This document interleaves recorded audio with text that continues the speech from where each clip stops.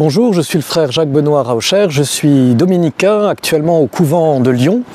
Et j'ai écrit il y a quelques mois un petit livre au titre un peu interpellant, un peu sombre, on pourrait dire, de prime abord, qui s'intitule « Quand l'Église s'effondre ». Mais j'insiste, il a un sous-titre, ce livre, « Petit itinéraire spirituel pour rester debout malgré tout ». Alors pourquoi est-ce que j'ai souhaité écrire ce livre, ce petit itinéraire spirituel? Eh bien parce que dans le contexte qu'on connaît tous, le contexte de crise que connaît l'Église, de turbulences liées notamment à toutes ces affaires d'abus,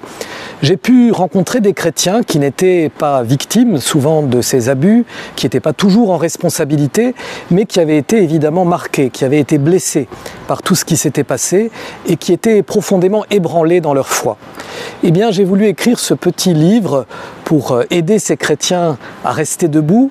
pas en donnant des recettes toutes faites pour se dire, ben voilà, en 10 étapes, comment faire pour rester un chrétien vaillant,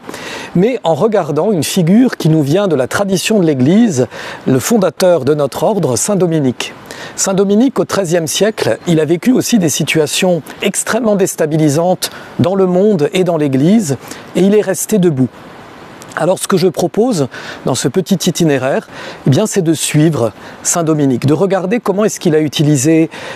au fond la tradition de l'Église, comment est-ce qu'il a pu utiliser ses rêves, comment est-ce qu'il a pu utiliser aussi les rencontres qu'il a pu faire avec des personnes pour pouvoir se rendre compte que le Christ habitait en lui, que vivre en Église, que vivre en chrétien était quelque chose de beau et que c'était quelque chose dont le monde avait besoin.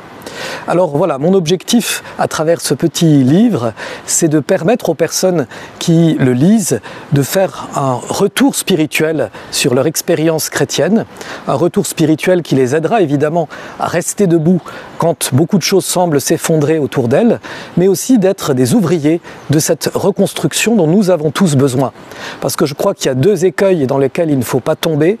L'écueil, on va dire, de la désespérance, ou bien l'écueil de la négation. Soit nous pouvons nier la gravité de ce qui se passe, soit nous pouvons au contraire nous enfermer dans une attitude qui ne va voir que le mal. Eh bien, avec Saint Dominique, habituons-nous à regarder la sainteté, ce qui signifie ne pas nier le mal, ce qui signifie suivre le Christ sur la croix pour pouvoir ressusciter avec lui. Et être debout, c'est bien l'attitude des ressuscités.